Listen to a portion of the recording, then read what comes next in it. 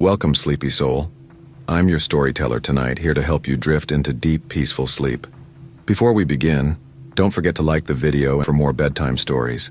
Let me know in the comments where you're watching from and what time it is. And if there's a story you'd like to hear next, I'd love to know that too.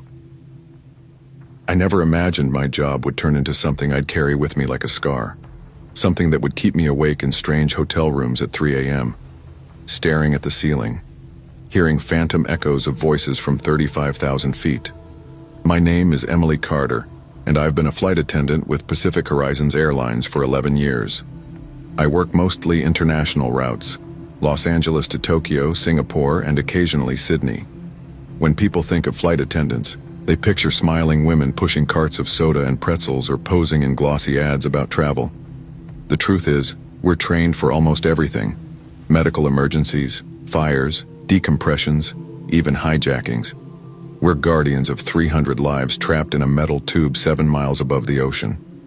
But all the drills and briefings in the world didn't prepare me for what happened on flight PH219 last October.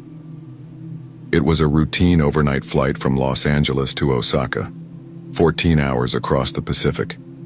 The plane was full. 348 passengers, families heading to Japan for autumn festivals, Japanese students returning home, business travelers tapping away on laptops. I had just turned 34 that week. Normally I enjoyed these long flights. The rhythm was comforting: boarding chaos, meal service, lights dimming, the quiet lull of hundreds of people drifting into sleep. That night, though, from the very beginning, something felt different. "Welcome aboard." I smiled automatically as passengers filed past me, dragging carry-ons and pillows. My colleague, Maya, whispered from her side of the door, "Long one tonight. Let's hope it's smooth." We exchanged weary smiles. Flight attendants live on hope. Hope for smooth weather. Hope for calm passengers. Hope that nothing goes wrong. About halfway through boarding, a man caught my attention. Mid-30s, pale, wiry build, dark blazer clinging to him like armor. He paused before stepping through the aircraft door. His eyes darted around as if committing faces to memory. When he finally handed me his boarding pass, his hand trembled slightly. "Seat 37C, I read, handing it back. "Right down that aisle, on your left." He gave a tight nod without a word and slipped inside. Something about his silence pricked at me, but I pushed it aside. You see all kinds of travelers. By 1:30 a.m. cabin time, most passengers were asleep. The hum of the engines and the soft flicker of screens filled the darkness. I moved down the aisle with my flashlight, checking seatbelts and looking for anyone in distress. That's when I noticed him again, the man from 37C. He sat perfectly upright, hands gripping the armrests, staring at the dark seat-back screen. His breathing was shallow, his shirt collar damp with sweat despite the cool cabin. I crouched down beside him. "Sir, are you all right? Can I get you anything?" Slowly his head turned toward me. His eyes were wide, pupils blown wide in the dim light. "They know I'm here," he whispered hoarsely. "Don't act like you're talking to me." "They're watching."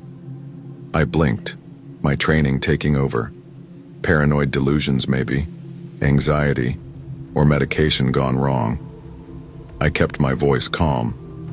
"Who's watching you, sir?" He gripped my wrist suddenly, hard enough to make me flinch. "You don't understand," he rasped. "They drugged me before I boarded. They're waiting to see if it works. Don't drink anything. Don't eat anything. They poisoned it. Sir, please let go of my hand," I said firmly but gently. His grip loosened. He looked almost ashamed. I wasn't supposed to see the documents. Just the numbers. But I saw the names. Weapons contracts, transfers, billions. They can't let me land. My stomach tightened. This wasn't a typical nervous flyer. "Why don't you come with me?" I suggested softly. "We can talk in the galley. More private there." To my surprise, he nodded. In the rear galley, away from curious eyes, his paranoia deepened. He pressed himself against the counter, trembling. "My name's Daniel Hayes," he blurted. I'm an accountant. I was auditing Pacific Defense contracts in Bangkok last week. I wasn't supposed to access restricted servers, but I did. I saw transfers to names I can't even say out loud. Governments, groups, people who shouldn't have weapons like these. Now they're hunting me. They don't care who they kill to stop me. I exchanged a quick look with Maya, who had joined me. She raised her brows. Psychiatric episode? Still, something about his eyes unsettled me. This wasn't just panic. It was terror, raw and consuming. When I discreetly reached for the interphone to call the purser, Daniel stiffened. "No," he whispered sharply. "Don't call anyone." "They'll know, Daniel," I said gently, forcing my voice steady. "You're safe here. No one on this plane wants to hurt you." He shook his head violently. "You don't understand. They're already here. Some of your crew." His gaze darted toward Maya. "Might not even be who you think." Maya's face flushed with indignation, but she kept quiet. That's when I decided to signal the purser anyway. Within minutes, our onboard air marshal, a broad-shouldered man named James Porter, arrived quietly. "Daniel, my name's James," the marshal said in a calm, authoritative voice. "I'm here to help. Let's take a seat, okay?" But Daniel recoiled. "You're one of them, aren't you? You think I don't see your badge? You think I don't know what that means?" His voice rose. Several passengers stirred in their seats nearby. Then, in a blur of motion, Daniel lunged for the galley cart, snatching up a stainless steel coffee pot. "Stay back!" he shouted, his voice cracking. "If I don't make it to Osaka, it won't just be me. They'll kill us all to erase me." Passengers were awake now, murmuring, frightened. "Sir, put it down," James commanded. Daniel's eyes blazed. He reached into his pocket and pulled out something black and rectangular. In the half-dark cabin, it looked like a gun. Several passengers screamed. James tackled him hard. The object skittered across the floor. It was only a portable phone charger. With help from 2 male passengers, James restrained Daniel, cuffing him with zip ties. His face was streaked with tears. "You don't get it," he sobbed as they dragged him to the rear jump seat. "If I disappear, it means everything I told you was true." For the next 10 hours, Daniel was sedated under a doctor's supervision. He whispered incoherently at times, eyes rolling back, then slipped into uneasy silence. When we landed at Kansai International, Japanese security boarded immediately and escorted him off. Most of us exhaled in relief. Just another unruly passenger, we told ourselves. Paperwork, statements, then we'd forget about it. But I couldn't. 3 days later, still on layover in Osaka, I got a call from my supervisor. "Emily, there are some officials here who'd like to debrief you about PH219. I assumed it was routine, but when I entered the hotel conference room, 2 men in dark suits waited. No badges, no names. They asked me to recount everything Daniel had said, word for word. When I asked why, one smiled thinly. "Routine intelligence follow-up. He's had psychiatric issues before, nothing to worry about." But the way the other man scribbled notes furiously, barely looking at me, set off alarms in my gut. "Is any of what he said true?" I asked carefully. "About the files? The weapons?" Silence. Then the first man stood. "Thank you for your cooperation, Miss Carter." That'll be all I left with my pulse hammering. Back in Los Angeles, life moved on. Flights, briefings, layovers. Yet Daniel lingered in my thoughts. His voice, his fear. One night in my apartment, an email appeared in my inbox. No sender name I recognized.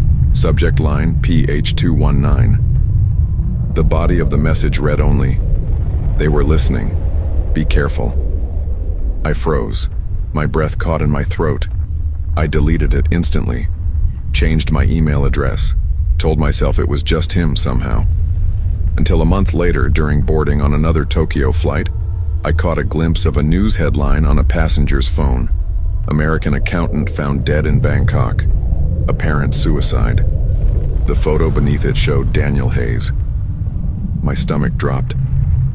I tried to tell myself it was coincidence. A troubled man, paranoia spiraling, nothing more. But on long-haul flights, when the cabin is dark and hundreds of lives rest quietly in their seats, I catch myself watching them differently, wondering what secrets they carry, wondering who's watching who. And sometimes, when the galley is quiet, the hum of the engines pressing in, I swear I hear his voice again. They can't let me land.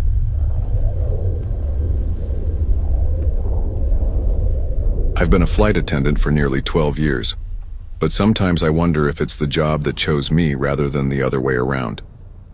My name is Claire Dawson, and for most of my adult life, the narrow aisles of an aircraft have felt more familiar than the streets of my own neighborhood. People often imagine our lives as glamorous, jetting between cities, sipping champagne on layovers in paradise, living out of hotels like characters in a movie. The truth is different. It's exhaustion, irregular hours, missing holidays and birthdays. It's dealing with passengers who treat you like a servant, or others who cling to you during turbulence because they believe you're their only tether to safety. Still, I always believed the air was where I belonged. That belief changed last month. The morning of April 12th started the same as any other. I woke at 4:10 a.m. in my small Miami apartment before the alarm went off. I always wake up just before. It's a habit my body has learned from years of pre-dawn shifts. My suitcase was already packed. I never leave it for the morning. A quick shower, uniform pressed the night before, hair pulled tight, red lipstick carefully applied. Then the coffee. I can't start a day without it. I sipped it in silence by the kitchen window, while the city outside was still dark, the sodium lamps glowing on wet asphalt. By 5:05, I was driving toward Miami International Airport. I arrived early for the 5:45 crew briefing, as protocol requires. The flight that morning was AV217, Miami to Kingston, Jamaica. Barely a 2-hour run. Routine, I thought. Captain Robert Hale was in charge. I'd flown with him before, seasoned, calm, the kind of pilot whose voice alone could ease a nervous passenger. Beside him was First Officer Daniel Ruiz, younger but sharp, the type who still carried some of that wide-eyed energy about flying. My fellow attendants were Hannah Park, my closest friend on the job, and Marcus Lee, a senior crew member with 20 years of experience who rarely spoke unless he had something important to say. Hale's briefing was standard. Weather looks good, clear all the way. Some reports of light turbulence off the Florida coast, but nothing to worry about. Short hop, folks. Let's keep it smooth. We nodded, jotted our notes, exchanged small talk. Hannah nudged me with a grin. Bet you a coffee the passengers are all spring breakers, she whispered. I smirked. Better than a full flight of screaming toddlers. Boarding started at 6:20. We had 96 passengers on board, families heading on vacation, students in flip-flops, a couple of businessmen typing furiously on laptops even before takeoff. The usual mix. I walked the cabin, helping an elderly woman stow her bag, comforting a young mother trying to juggle her infant, smiling at a teenage boy gripping the armrest before we even left the gate. These moments, small as they were, made the job worthwhile. We pushed back at 6:47, almost on time. The engines of the Boeing 737-800 hummed beneath us, familiar and reassuring. I took my jump seat for takeoff, watching the runway lights blur and vanish as we climbed into the pale morning sky. Once we reached cruising altitude, I began the beverage service. I actually enjoy it. It's when people are at their most human. Some chat, some crack jokes. Others just quietly accept their little cup of ginger ale or coffee as though it's the one constant in an unpredictable world. But at 7:25, not long after I'd begun serving, something felt off. The plane jolted in a way that wasn't turbulence. Not rough, not violent, just wrong. Like being lifted and dropped by invisible hands. I froze mid-pour. The can of soda fizzed over, spilling onto my hand. Row 14, a middle-aged man in glasses, raised an eyebrow. Everything okay? I smiled, automatic. Just a little air current. Nothing to worry about. Hannah caught my eye from further down the aisle. She felt it too. I could see it in the way she gripped the cart handle tighter. Then at 7:32, the seatbelt sign chimed on. No announcement, no warning. The interphone rang immediately after. I lifted it to my ear. "Claire." Captain Hale's voice was taut, stripped of its usual calm. "All crew, sit down. Now." Something in his tone sent a chill straight through me. I hurried back, strapped into my jump seat. Hannah and Marcus were already seated. The passengers looked around nervously as the aircraft shuddered again, the sound of the engines dipping strangely, almost like they'd paused. Then it happened. The aircraft plunged. Not turbulence, not a bump. A sudden violent drop that ripped screams from every throat. My body shot upward, restrained only by my belt. Trays and cups flew like missiles. The toy plane a boy had been clutching smacked against the ceiling and fell 2 rows ahead. It lasted maybe 3 seconds. But 3 seconds in free fall is enough to brand itself onto your soul. When we leveled, chaos erupted. Children wailing, adults yelling, one woman gasping into a paper bag. An older man in row 9 appeared frozen, lips pale, eyes wide as if he'd seen something I couldn't. The captain came over the PA. His voice tried for steady but cracked at the edges. "Ladies and gentlemen, we experienced a sudden air pocket. We lost a bit of altitude, but everything is under control. Please remain seated with your belts fastened."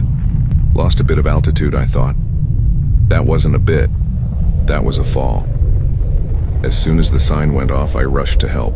A little girl had a cut on her forehead from hitting the seat back. A businessman's laptop had struck his shoulder. We handed out tissues, water, soft reassurances.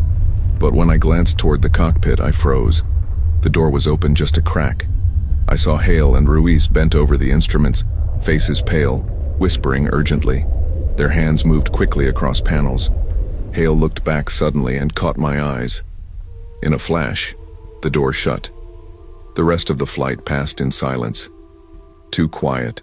Passengers were subdued, frightened. No chatter, no laughter. Just the hum of engines and the occasional sniffle of someone trying not to cry. We landed in Kingston at 8:58 a.m., almost on schedule. Passengers disembarked shakily, some muttering prayers of thanks, others glaring as if we owed them answers. When we did our final cabin check, Hannah bent down near the rear exit and picked something up. A small black voice recorder, the kind pilots sometimes carry for personal notes. It must have fallen during the drop. "Whose do you think this is?" she whispered. I stared at it. My throat tightened. "Captain's, probably. I'll return it." But I didn't. That night in my hotel room, after Hannah and Marcus had gone out for dinner, I sat on the edge of my bed with the recorder in my palm. I don't know why I pressed play. Maybe curiosity, maybe fear.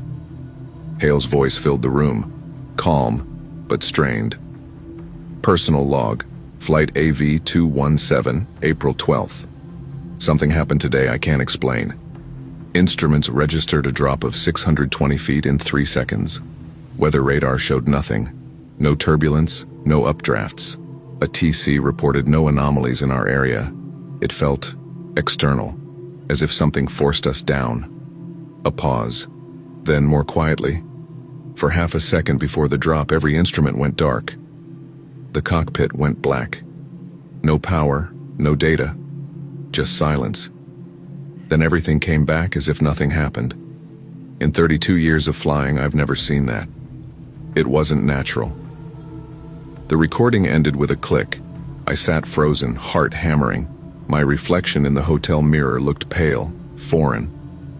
The next morning, I slipped the recorder into an envelope and left it at the front desk with Hale's name. I didn't ask questions.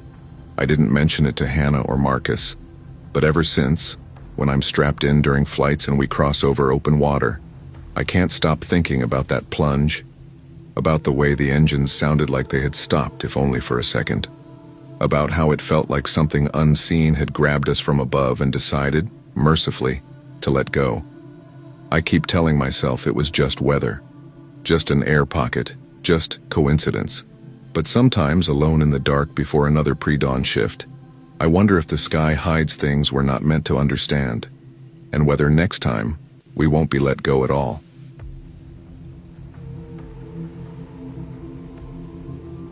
I never imagined my job would leave me second-guessing every polite smile I've ever exchanged with a stranger. My name is Claire Anderson, and I've been a flight attendant with Meridian Airlines for nearly 9 years. People often think of our job as glamorous. Jetting across continents, brushing shoulders with the rich, wearing a pressed uniform that makes us look like we're stepping out of a magazine ad. The truth is far less polished. It's exhaustion, jet lag, dealing with irritable passengers who think their ticket price entitles them to treat us like servants. But it's also survival. Quietly managing emergencies, de-escalating conflicts, even catching warning signs when someone's about to collapse from a hidden medical condition. I took this job because I craved escape. My parents divorced when I was 17, and my home in Minneapolis turned into a battlefield. By the time I was 21, I couldn't bear the thought of staying put. Flying gave me an excuse to leave, always moving, never tethered. But 9 years later, I've realized that running away doesn't mean you're free. Sometimes the very thing you think liberates you becomes the cage you can't escape.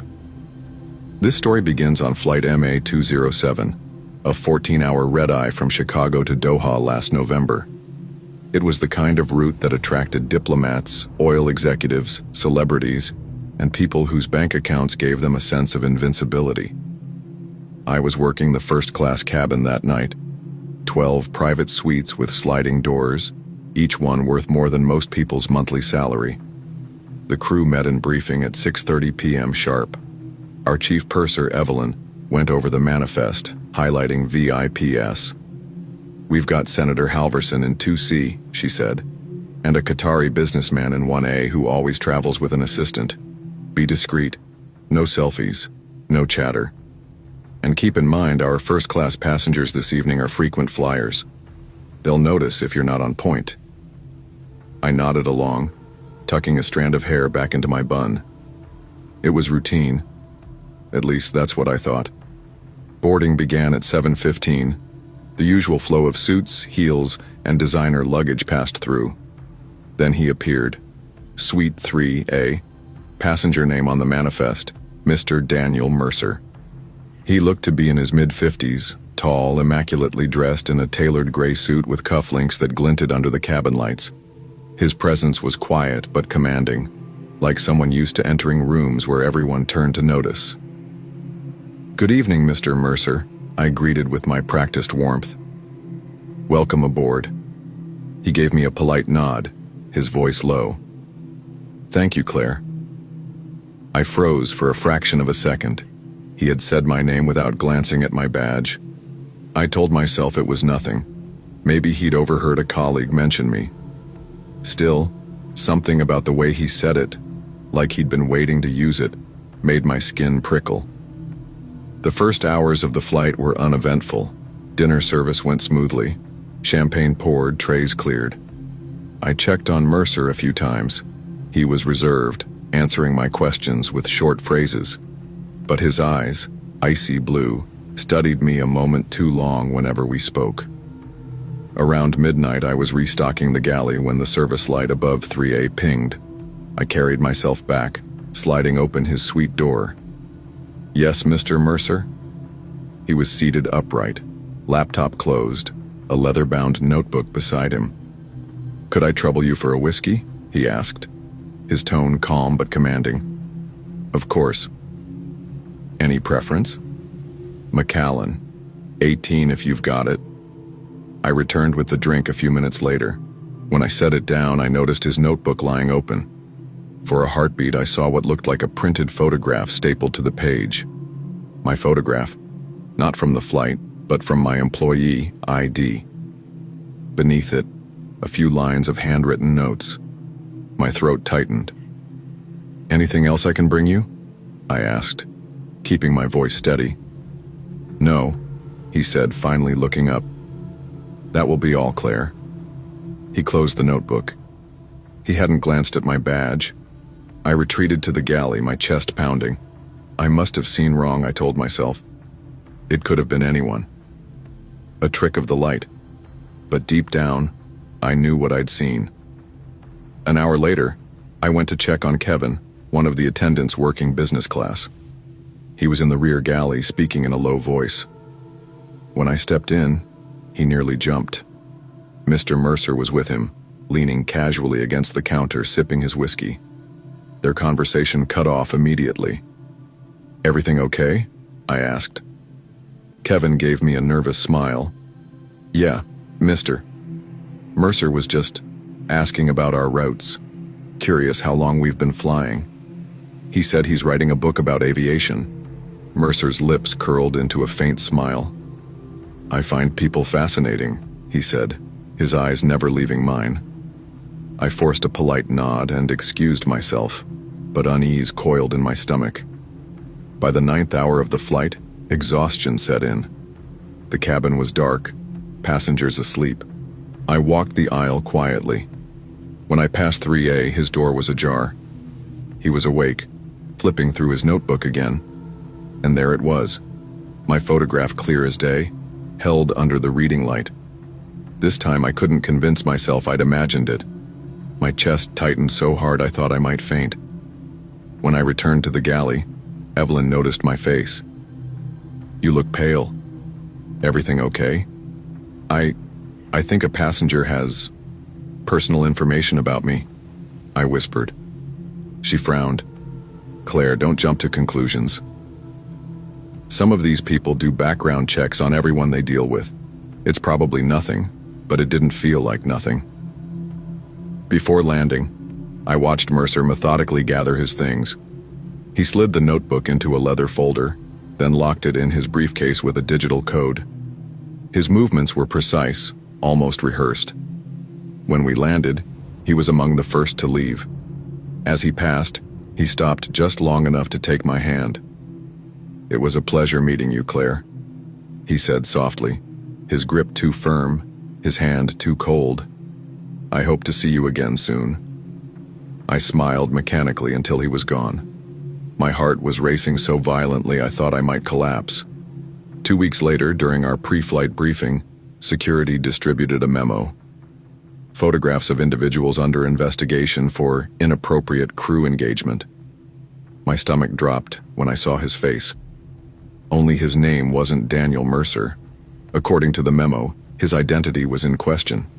He was suspected of conducting unauthorized intelligence activities, covertly profiling airline staff, collecting personal data, testing security vulnerabilities. Other attendants had reported similar encounters. Unsettling questions. Photographs of crew members, watching, always watching. I thought that would be the end of it. But on a red-eye to Frankfurt 2 months later, I froze when I stepped into first class. Suite 3A. He was there, smiling at me, his name once again absent from the official passenger list. "Good evening, Claire," he said, his voice smooth as silk. That night he didn't misbehave. He didn't even call for service more than once. But I could feel his eyes on me the entire flight, like invisible hands pressing against my skin. When we landed, airport security boarded before anyone disembarked. They walked straight to 3A. I never saw him again after that, but I've changed. Now, every time I walk into the cabin at night, I scan the faces twice. I pay attention to anyone who seems to know too much, who watches too closely. Because the truth is, our job has always been to observe passengers. I just never realized that sometimes they're observing us, with a purpose we may never understand. And when the cabin lights dim, and I feel eyes lingering on me in the dark, I wonder if it's him again, if he's still out there, watching.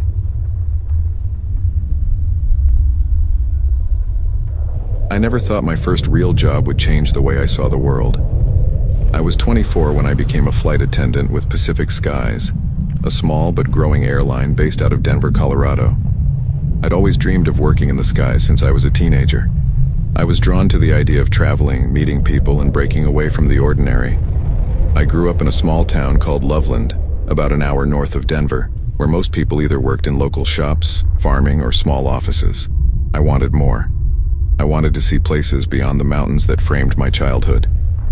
When I got the acceptance call from Pacific Skies after my training, I cried in my old bedroom at my dad's house.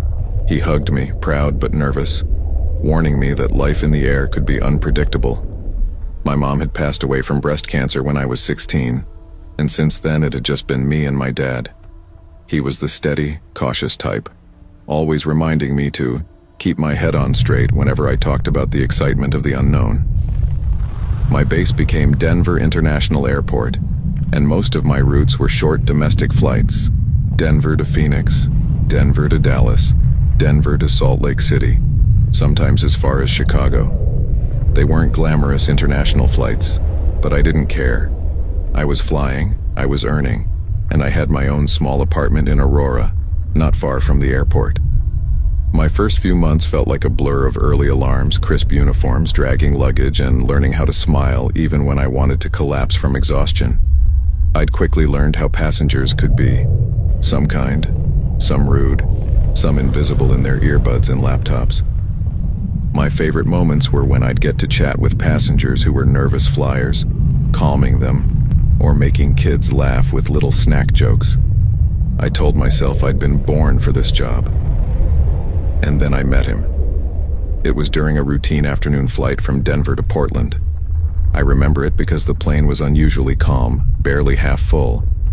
I was pouring ginger ale for a middle-aged woman when I noticed a man seated in 8C, the aisle seat. He was in his mid-30s, maybe a little older, with neatly combed dark hair and pale skin. His clothes were business casual, button-up shirt tucked into slacks. Nothing about him screamed unusual. What caught my attention was how intently he was watching me. Not a casual glance. His eyes followed me with unnerving steadiness. When I finally approached his row with the cart, he smiled politely. "Coffee, please." Black I poured it, trying not to stare back at him. As I handed him the cup, his fingers lingered a second too long on mine. Not aggressively, just long enough that I noticed. "Thank you," he said softly. The rest of the flight was uneventful, though every time I glanced down the aisle, his eyes were already on me. At first, I brushed it off. Passengers look. It's part of the job. But then, 2 days later, on my flight from Denver to Phoenix, there he was again. Same polite nod, same quiet smile. When I served him his drink, he said, "It's nice to see you again." My stomach sank. I forced a professional smile. "Welcome back. Coffee again?" "Yes, you remembered," he said, his tone almost approving, like we shared an inside joke. I told myself it was probably just coincidence. Frequent flyers existed. Denver was a hub for business travelers. Still, a tiny chill ran up my spine. Over the next 2 weeks, I saw him 4 more times. His name, I learned from the manifest, was Ethan Rowe. Seat 7B, 9C, 8D, always changing, but always on my flights. I couldn't help but notice how his eyes tracked me as though we were connected by some invisible thread. One night, after a late return flight, I was walking to my car in the employee lot when my phone buzzed with a new Instagram follower request. The account had no profile picture, just the name Rowe_83. My heart dropped. I hadn't given out my full name publicly on the job. He must have memorized my badge. I didn't accept the request. I didn't block it either. I just stared at it unsettled. The first time fear truly set in was during a layover in Dallas. I just checked into the crew hotel, exhausted from a long day of back-to-back flights. I decided to grab a quick dinner at a taco place around the corner. As I walked into the restaurant, scanning for an empty booth, I froze. At the counter, waiting for his order, was Ethan. His head turned slowly, as though he'd expected me. "Small world," he said, smiling as if we were old friends. I felt the ground tilt beneath me. Hi, what are you doing here?" "Business," he replied vaguely. "You?" "I'm with the crew." My voice was tight. He nodded, studying me. "I figured you'd be around." "You always seem to be," the words unsettled me. They felt inverted, like I was the one following him. I ordered quickly, skipped eating in, and took my food back to the hotel. I locked my door twice and barely touched my tacos. For a week, nothing happened. No Ethan, no strange accounts. I let myself breathe again, though part of me stayed on edge. Then came the flight to Salt Lake City. He was in the front row this time, close to the galley. As I checked seatbelts before takeoff, he leaned toward me. "You look tired," he murmured. I forced a polite smile. "Long day?" He tilted his head. "I could help with that." I froze. His words weren't overtly threatening, but the way he said them felt like an invasion. I moved quickly down the aisle, pretending not to hear. Throughout the short flight, his gaze never left me. When passengers deboarded, he lingered, deliberately the last to leave. As he passed, he leaned close enough that his breath brushed my ear. "I'll see you soon," he whispered. My blood ran cold. That night, I finally broke. I called my supervisor, choking on tears as I explained everything. His repeated presence, the restaurant, the whisper. She listened carefully, her voice calm but serious. "You did the right thing telling me. We'll file a report with security. For now, we'll adjust your schedule. Different routes, different times, just in case." For a while it worked. My flights shifted, my layovers changed. I didn't see Ethan again. Slowly, I convinced myself it had been a phase, a coincidence, a series of bad luck encounters. Then, one evening after a grocery run, I unlocked the door to my Aurora apartment and noticed a white envelope on the floor, slid under my door. My heart pounded as I opened it.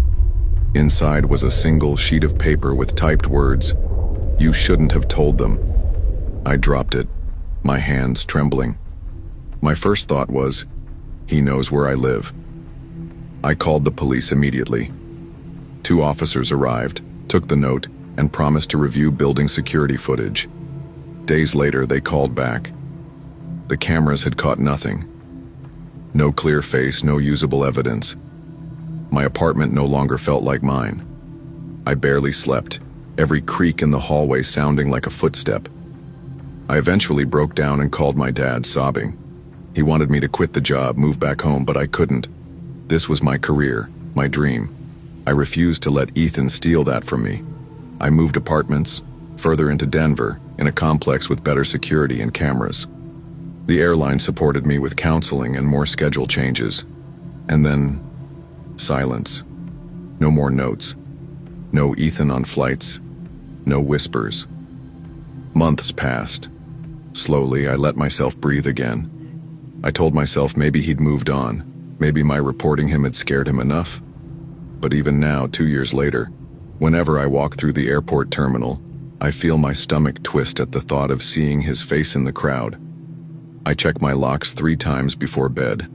I never post where I am until after I've left, because deep down I know he's still out there, watching, waiting, and one day he'll board another flight.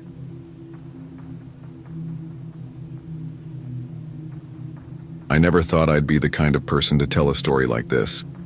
For most of my adult life, I've been practical, the type who folds uniforms neatly, sets alarms on time, and doesn't leave the stove burning. My name is Claire Morgan, and I've been a flight attendant for almost 11 years.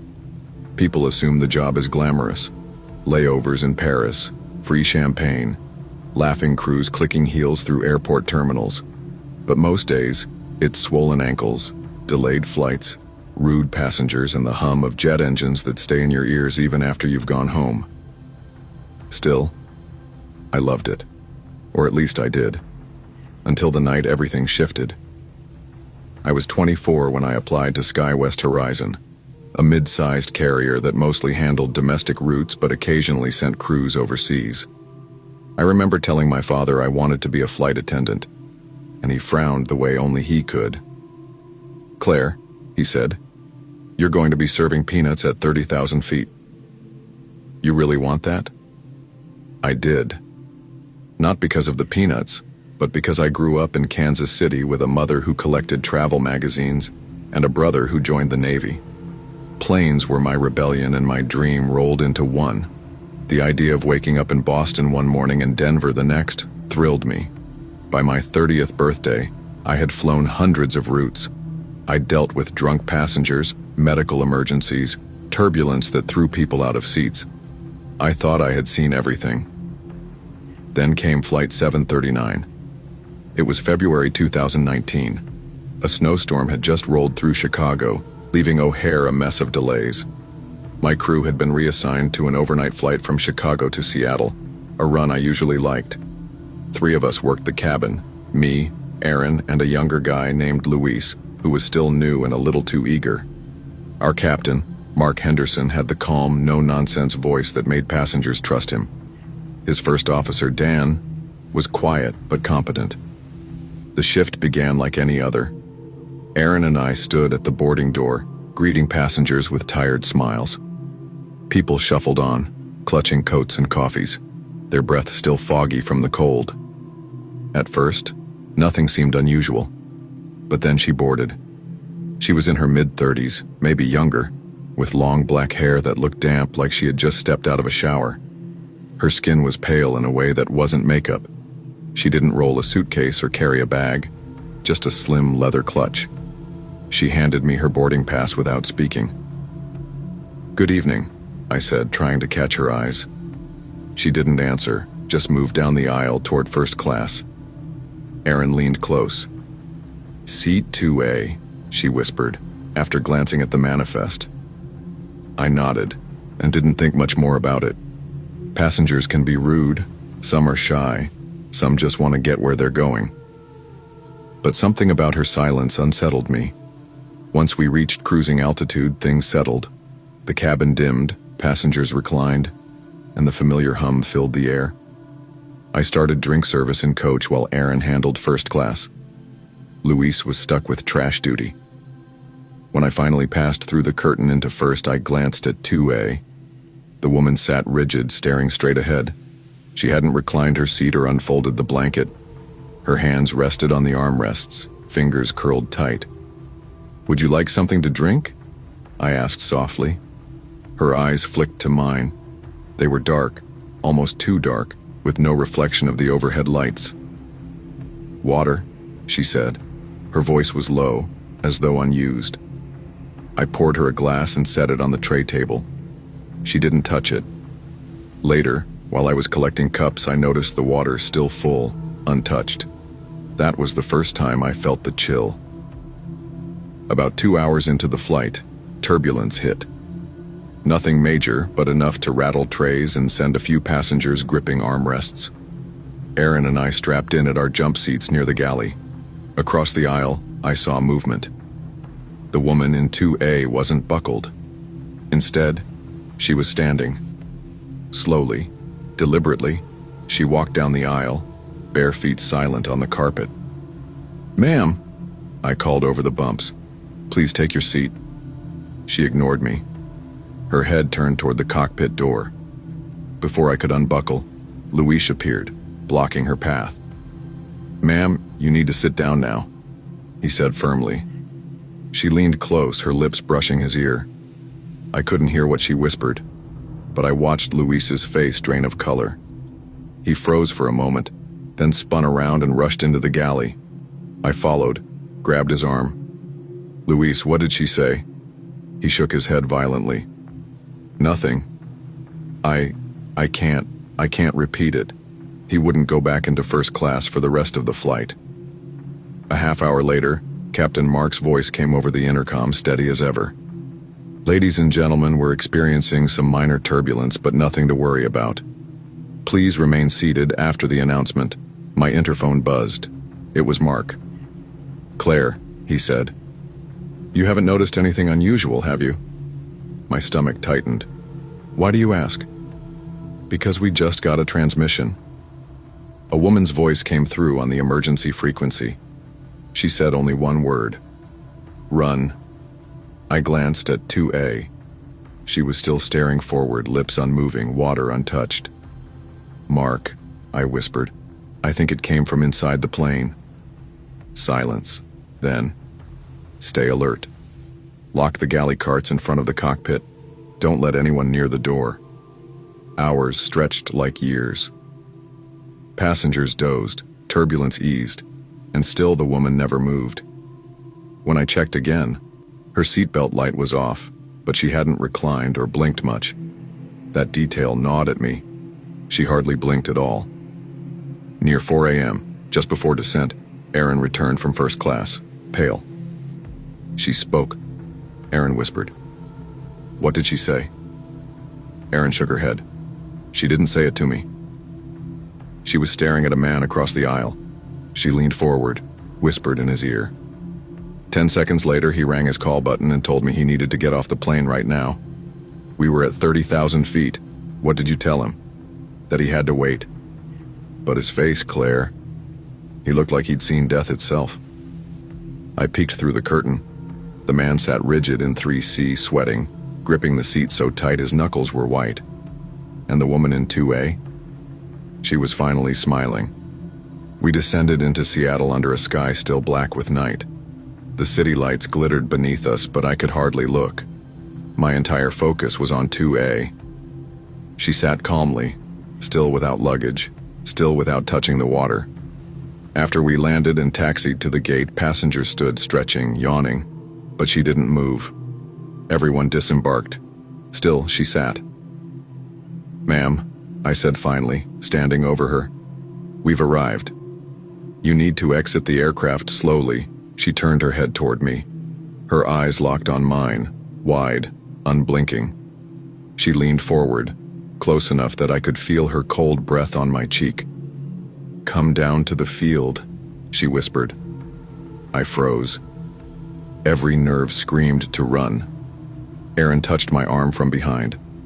Claire? Who are you talking to? I spun. Her, the woman in 2A.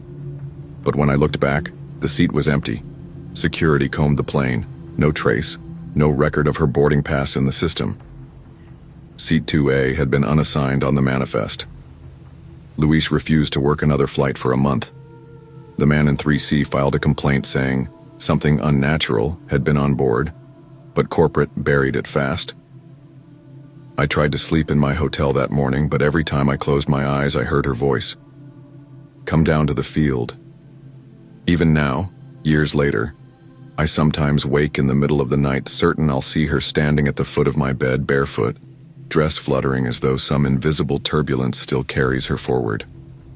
I've kept flying, because what else can I do? It's my job, my life. But each time I walk the aisle and glance at seat 2A, I feel my throat tighten. And every winter when storms rattle planes across the country, I wonder if she's out there, whispering to some other unlucky soul, asking them to follow her down into whatever endless field waits below the clouds.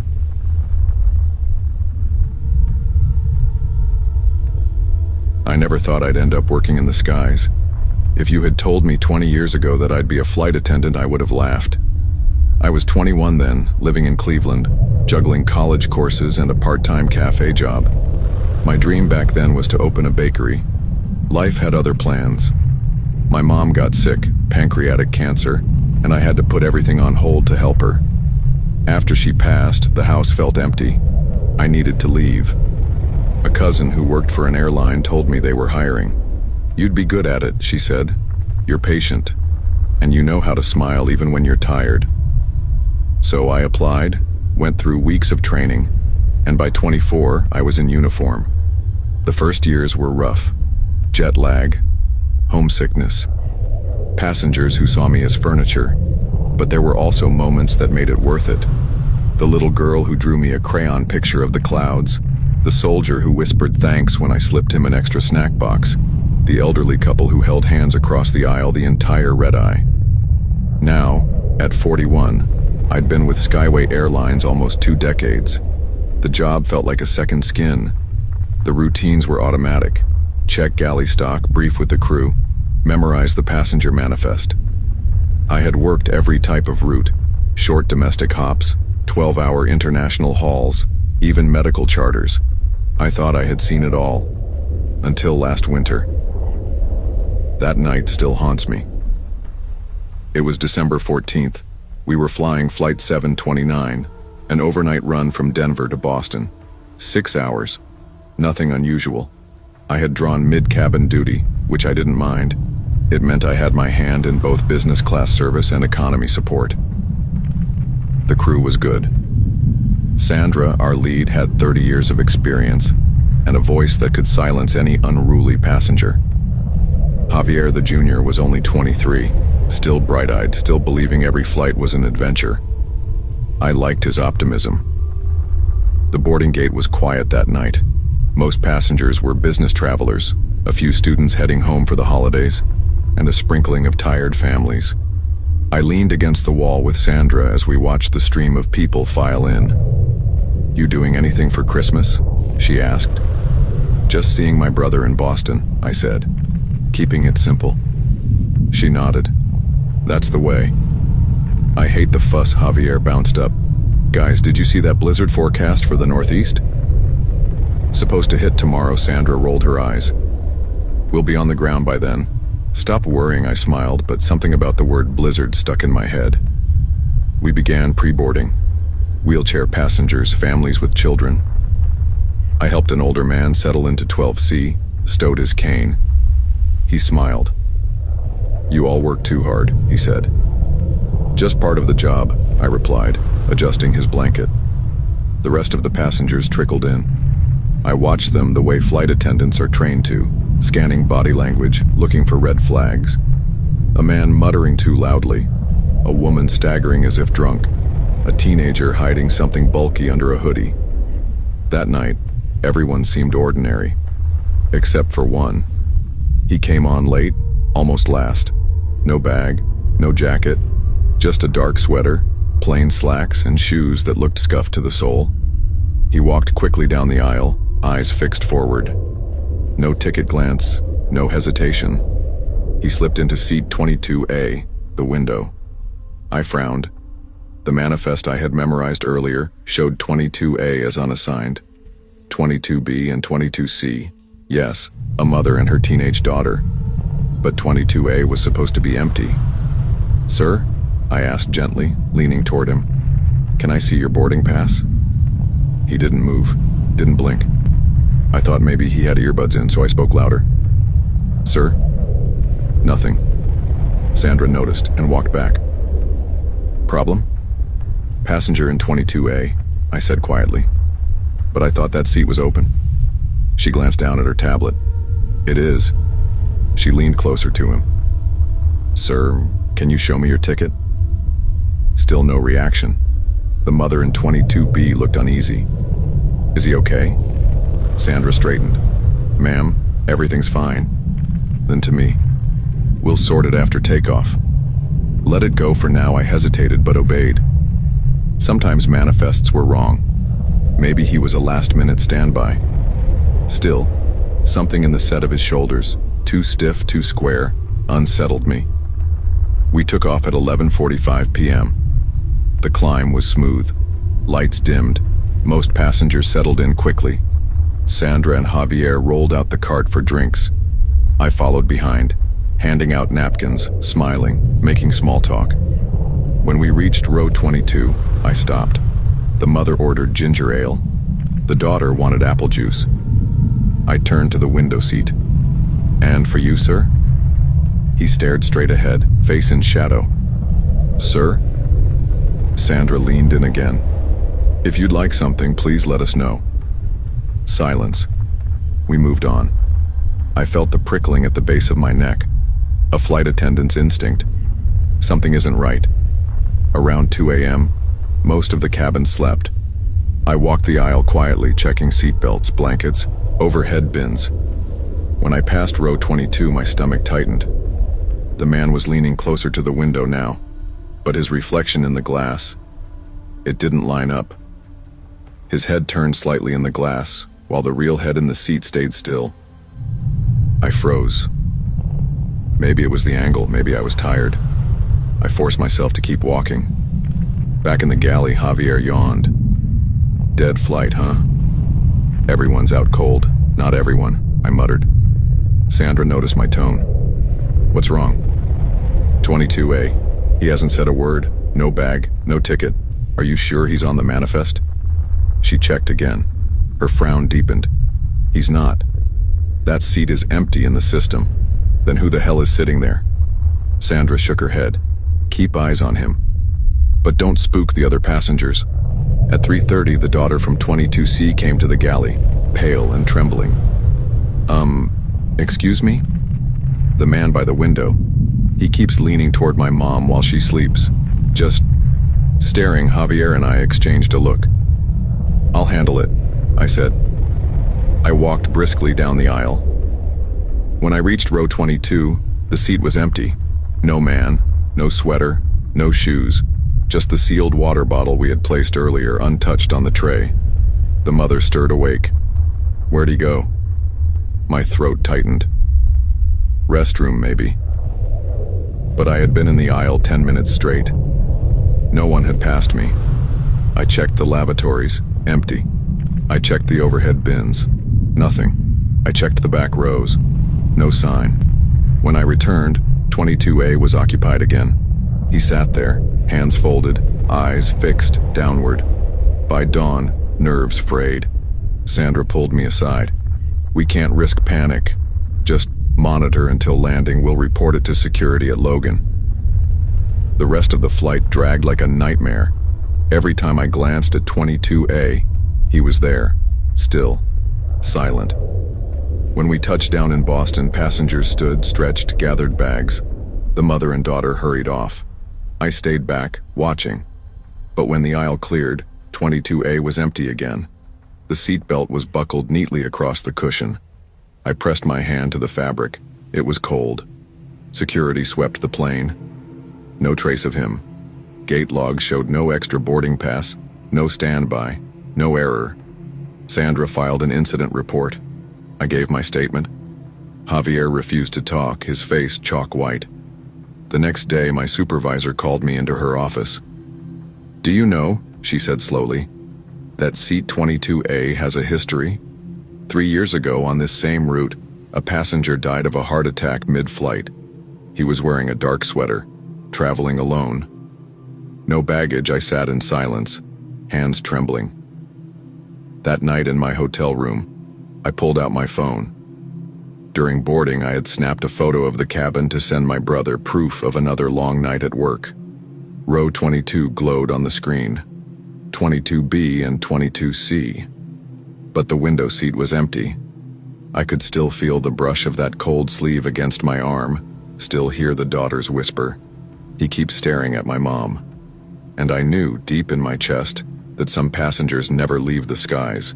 They just keep flying.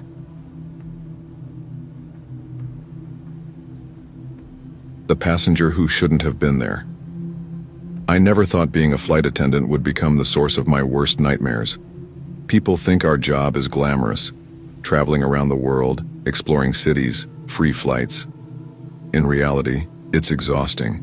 It's long shifts, recycled air, rude passengers, delayed schedules, and sore feet that feel like lead at the end of every day.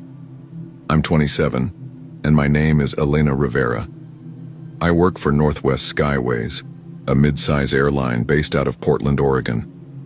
I had been in this line of work for almost 4 years before everything changed. I can't stop replaying the memory of that night. And even though I write this down to convince myself it was real, I also know no one would ever believe me. It all started on a red-eye flight from Chicago to Vancouver. I hadn't originally wanted this job. I studied communications at college with vague dreams of working in media. But life doesn't always bend to your plans. My mom got sick during my senior year, and I needed a job that gave me flexibility to fly home to help her. A friend suggested becoming a flight attendant. Good pay, flexible scheduling, benefits. It felt temporary, but 4 years later I was still here. Most nights I actually enjoyed the rhythm of flying. Boarding calls, safety checks, meal service, light chatter with passengers who weren't too drunk or cranky. I was used to red-eye shifts, and though my body hated them, they were sometimes easier than packed afternoon flights with screaming toddlers. But that particular week in October, I was already drained. My schedule had me bouncing from Denver to Chicago to Dallas, then back to Chicago. barely enough time in hotel beds to even remember what city I was in. The last flight on my roster was the Chicago-Vancouver red-eye. After that, 2 days off at home. That thought was the only thing keeping me going. I remember we started boarding around 11:15 p.m. I was stationed mid-cabin to greet passengers. My hair was pulled back tightly in regulation style, my lips stretched into the polite smile we're trained to wear. Most of the passengers shuffled in looking exhausted. Business travelers with wrinkled suits, college kids with backpacks, families with drooping children. Nothing unusual. Until she boarded. She was in her mid-30s maybe. Pale, almost waxy skin. Black hair pulled back in a bun so tight it seemed to stretch her face. Her eyes were wide, too wide, like she had trained herself not to blink. She carried nothing. No purse, no bag, not even a phone in her hand. Just walked down the aisle with a faint smile, her gaze never breaking from mine as she passed. Something in my stomach twisted. Most people glance at us when they board, offer a smile or nothing at all. But she stared so intently it felt like she was looking through me. Her seat was 14C, middle seat. I noted it automatically, because part of our job is remembering where unusual passengers sit. About 20 minutes after takeoff, I did my usual walkthrough.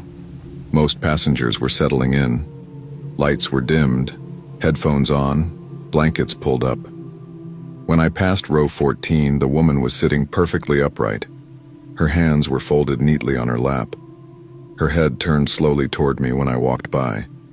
That same smile stretched across her face. "Everything all right, ma'am?" I whispered, trying to be professional. She tilted her head to the side. "You look tired." I forced a laugh. "It's been a long week." "You look like someone who has many dreams but doesn't tell anyone." The word stopped me cold. I blinked. "Excuse me?" Her smile widened. "Sorry, habit. I read people." Something about the way she said it made goosebumps prickle across my arms. I nodded quickly and moved on. But the more I watched her, the stranger it got. She mimicked the man in 14D. When he adjusted his sleeves, she did too, a beat later. When he crossed his legs, she mirrored him. Every tiny motion, copied. At one point, I overheard her whisper to him, "Sleep is a funny thing. You never know who's watching you while you're out." He froze, gave her a tight smile, and shoved his headphones on. An hour into the flight, I was doing a routine beverage run with my colleague, Marissa, when turbulence hit. It wasn't bad, just a light shake, but enough to make passengers clutch their cups. I glanced toward 14C. She hadn't moved, not 1 inch. Her body remained stiff, upright, hands folded. Even her head didn't jolt with the turbulence like everyone else's.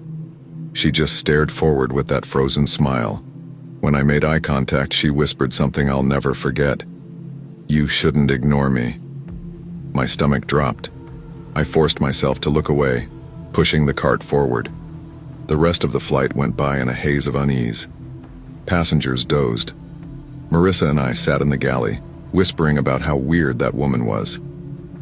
When we landed in Vancouver at 1 a.m., passengers shuffled off groggily. I stood near the exit to say goodbye. But when row 14 cleared, the woman wasn't there. I thought maybe she'd slipped out quickly. Still, I didn't remember seeing her pass. Later, when I glanced at the passenger manifest, my chest tightened. Row 14 middle seat had been listed as vacant. But I had seen her, talked to her, watched her sit there for hours. We were bused to the crew hotel near the airport, a modest chain place. By then I was trying to rationalize. Maybe I misread the manifest. Maybe she'd been moved at the last minute. Fatigue messes with your head. I checked into my room 512, 5th floor, and collapsed on the bed. I must have slept an hour when I woke to crushing weight on my chest. My eyes snapped open. She was sitting on me. The same passenger. Same bun, same waxy skin, same terrible smile stretched too wide. Her knees dug into my ribs, pinning me. "You weren't supposed to ignore me," she whispered. Her breath was hot against my cheek. I tried to scream, but she pressed a finger to my lips. I used this to come in, she giggled, holding up a bent metal hair clip. I thrashed, summoning strength from pure terror. I shoved her hard, sending her tumbling to the floor. She let out a guttural sound, almost a growl, then darted for the door. I scrambled for the phone, dialing the front desk. My voice shook as I told them someone had broken in. By the time security arrived, she was gone. All that remained was the bent hair clip on the carpet and the door latch clearly tampered with. CCTV showed her walking into the hotel behind me, then later sprinting out a back exit. The police came, took my statement, pulled airline records. But according to the flight manifest, she had never existed. No boarding pass, no ID, no booking under that seat. They told me I was lucky. She could have had a knife. She could have killed me. But they don't understand. She did something worse. Since that night, I haven't slept through once. I wake up to phantom pressure on my chest. I hear her whisper, "You weren't supposed to ignore me." And sometimes when I walk down a terminal, I catch sight of her in the crowd. That same pale face, that same terrible smile, always watching.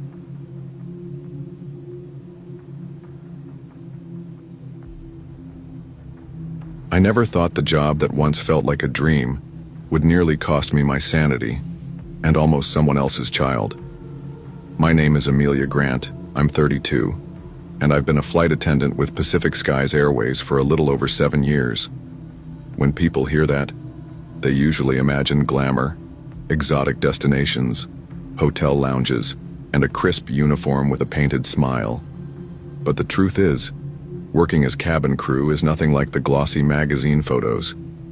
It's exhaustion, aching feet, recycled cabin air, turbulence, and the constant performance of being calm even when you're anything but.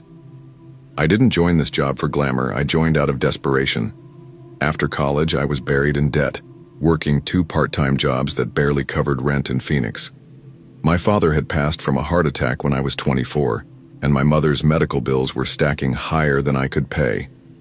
A college friend told me airlines were hiring aggressively, promising steady pay and benefits. I applied thinking it would be temporary. 7 years later, here I am, still in the air, still waiting for temporary to end.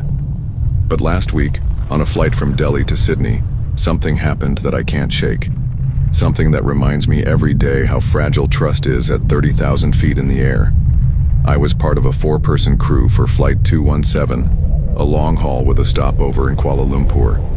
Morning flights are usually chaotic, passengers half asleep, families juggling kids, business people glued to their phones. The airport was a sea of movement that day, one of the busiest I'd ever seen. Crowds pressed through security, announcements blared, luggage wheels rattled against tiles. I was already sweating beneath my navy blue uniform jacket as I adjusted my scarf and pulled my roller bag through the terminal. Our lead attendant, Clara, a sharp-eyed woman in her 40s with perfectly ironed hair, waved when she saw me. "Amelia, there you are. Ready for a long one?" "As ready as I'll ever be," I muttered, forcing a smile. She smirked knowingly. "Coffee's in the galley. Better grab some before we board." I nodded and moved toward the gate. That's when I noticed her. She was seated near the windows, alone, wearing an ivory pantsuit that screamed money. Pearl necklace, oversized sunglasses, immaculate hair tied in a bun. But it wasn't her outfit that struck me. It was the way she was watching. Not at me, not at the departure board, at a young woman struggling with a stroller. The mother looked exhausted, probably mid-30s, plain t-shirt and joggers, hair frizzed from humidity. Her toddler, a little girl with curls and wide brown eyes, clutched a stuffed rabbit and dozed in the stroller. The woman in pearls stared at the child like she was studying her face, committing every feature to memory. A prickle ran down my spine. Maybe it was nothing. I'd seen strangers fawn over babies a million times before. But something about her stillness, her calculating calmness, felt off.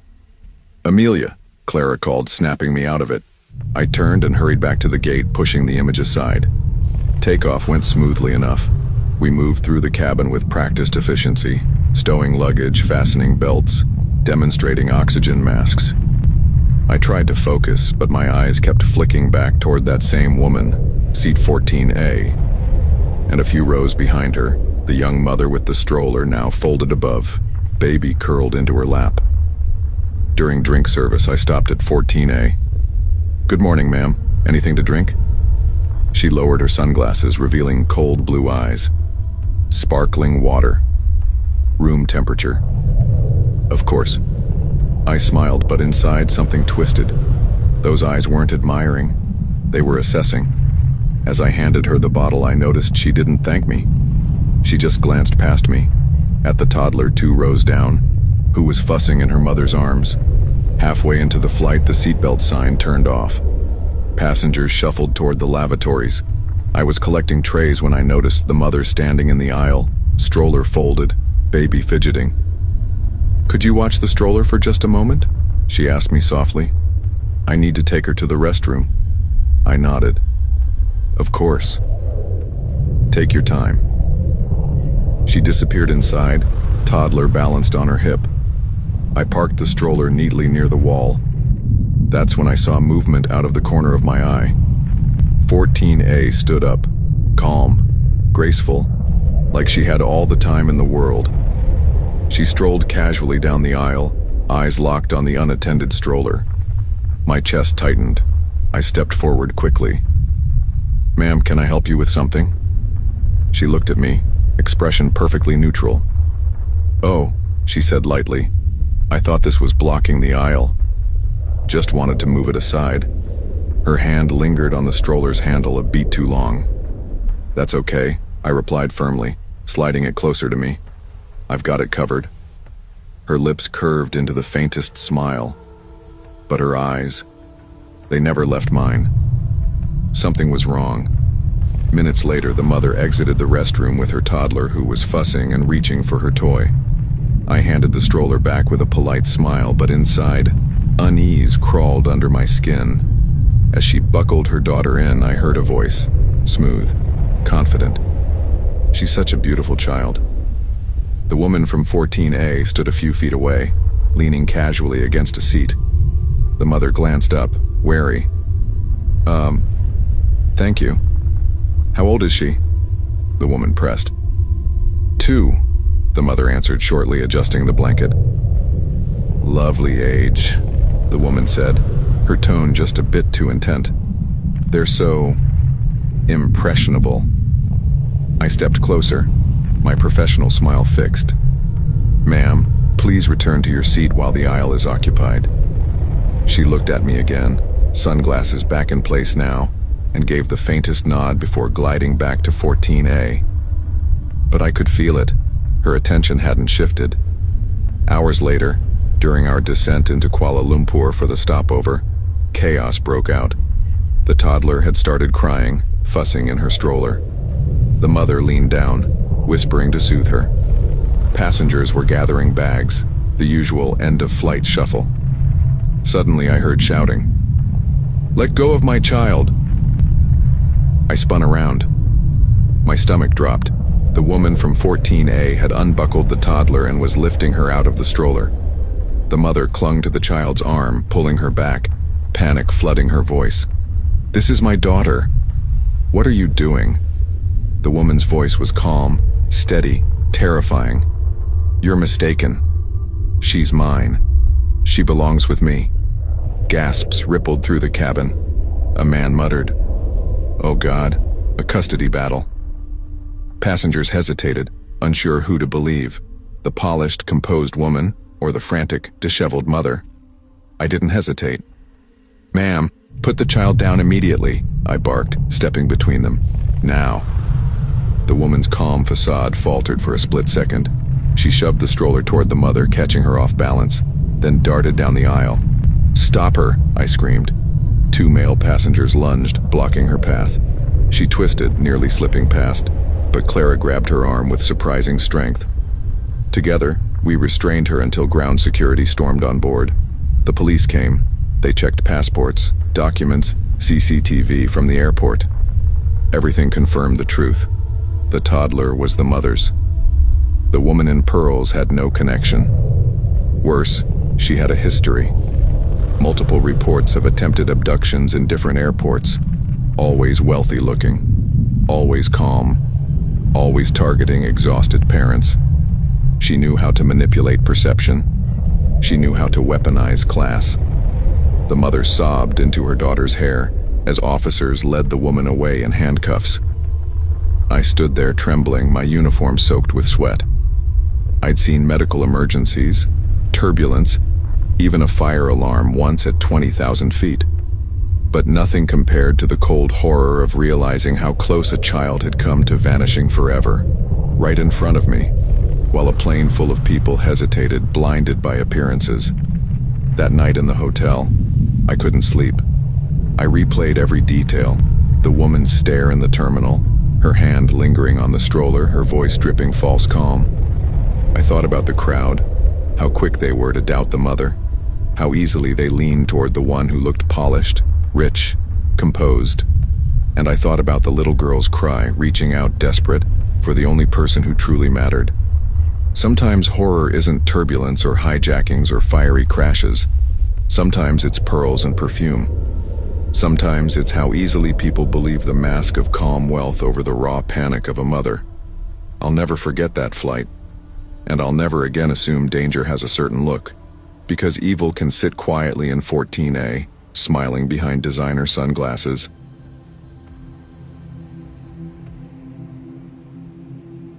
I never thought my job would leave me more afraid of people than of flying through storms at 35,000 feet. I've been a flight attendant for nearly 8 years, and I've seen plenty of strange things: drunken passengers, sudden medical emergencies, even turbulence that made passengers grip their armrests until their knuckles went white. But nothing ever stayed with me the way one particular flight did 2 years ago. At that time, I was working for a European airline. I'll call it Skyways International for privacy. I had built my whole life around this career. I loved the freedom of travel, the friendships with crew members, the little ritual of pulling my roller bag across glossy airport tiles in a fresh city every week. But behind that lifestyle was loneliness too. I was 28, unmarried, and living mostly out of hotel rooms. My parents back in Chicago worried constantly, but I assured them I was fine. That winter, I was scheduled for a long-haul route, Munich to Dubai, then onward to Singapore. The Munich to Dubai leg was overnight. Red-eye flights were often the toughest. Passengers irritable, babies restless, crew running on caffeine. But I was used to the grind.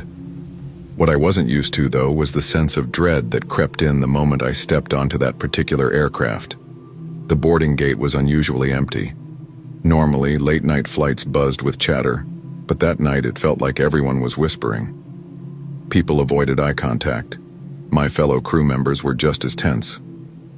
"Long one tonight?"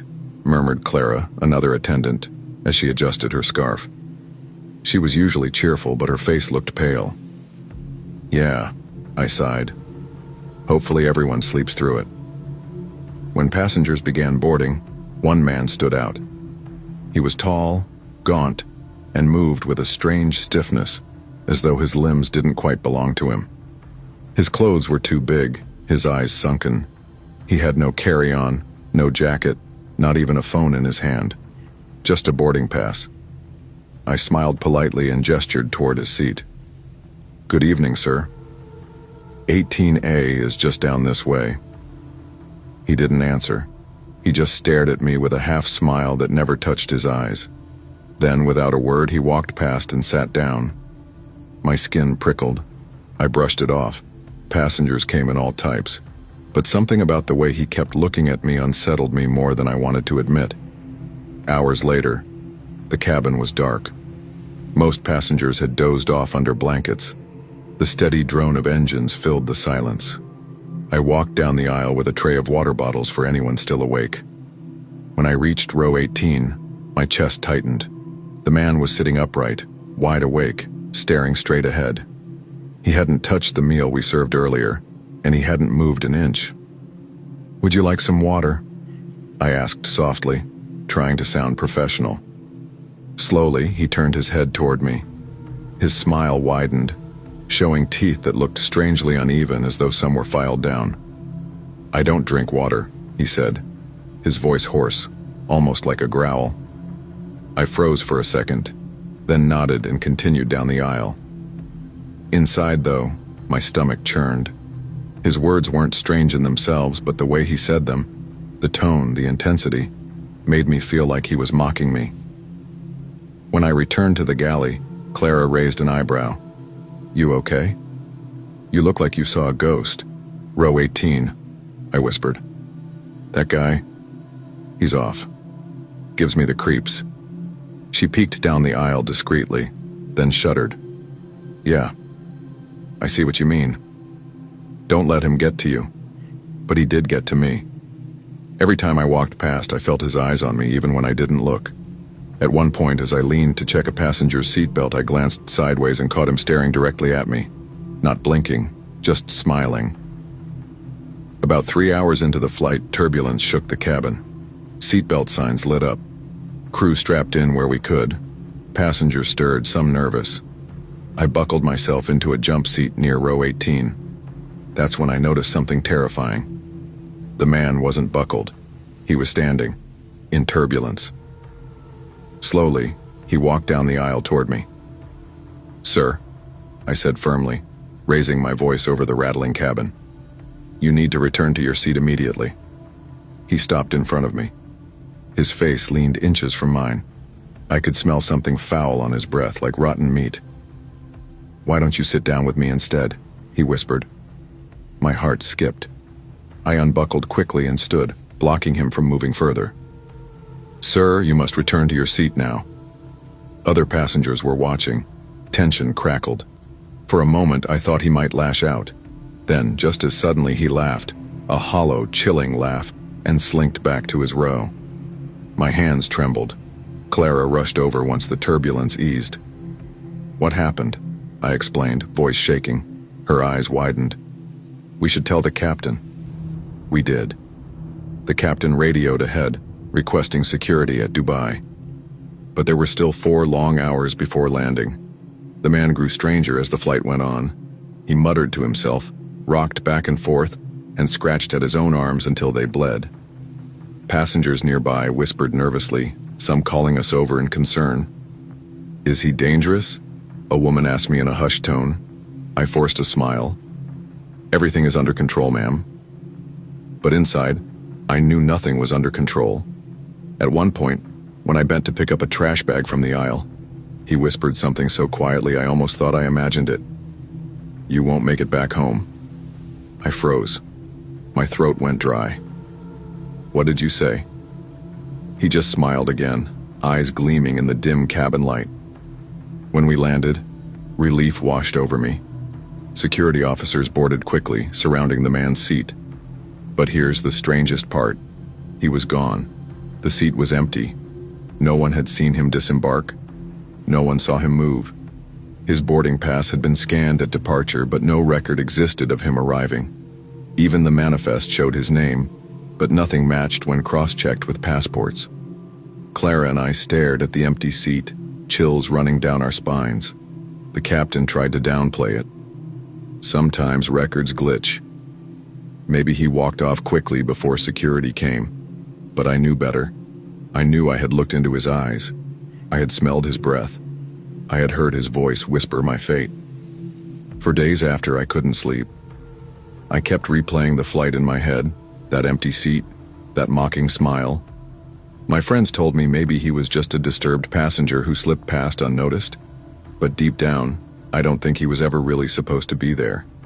Even now, 2 years later, when I walk down a dark airplane aisle at night, I feel his eyes on me.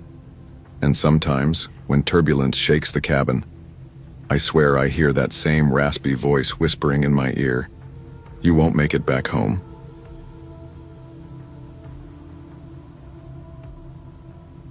I never thought the job I loved the most would leave me terrified of airports, of planes, of passengers' eyes lingering on me for a second too long. My name is Samantha Hale, though everyone at work just called me Sam. I was 28 when this happened. I'd been working as a flight attendant with Skyreach Airlines. a mid-size carrier that mostly did domestic routes and some international flights to Europe. To most people, being a flight attendant sounds glamorous, traveling to new cities, staying in nice hotels, meeting interesting people. And for the first 2 years, it was. I had endless stories of passengers, some kind, some difficult, some flat-out weird, but none of those stories could have prepared me for what happened that winter. At the time, I was still living in Denver, Colorado. My apartment was small but cozy, with a view of the snow-covered mountains in the distance. My routine was simple. Fly a route, stay overnight, fly back, rest, repeat.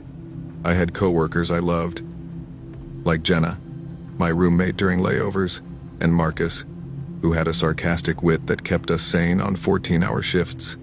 But outside of work, my life wasn't so perfect. About a year earlier, I'd ended a long relationship with a man named Ethan.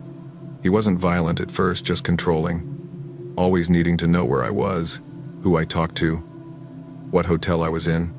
When I finally had the courage to end things, he didn't take it well.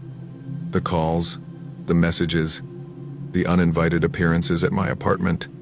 It escalated until I had to file a restraining order. That was supposed to be the end. At least I thought it was. It was a January morning, freezing cold, when I checked in for a red-eye flight from Denver to Boston. I remember that day clearly because my hands were numb from holding my travel mug of coffee. The terminal smelled like cinnamon rolls from a nearby bakery. People looked exhausted, dragging their carry-ons, clutching neck pillows. "Morning, Sam," Marcus said, brushing past me as we lined up for briefing. His tie was crooked, like always.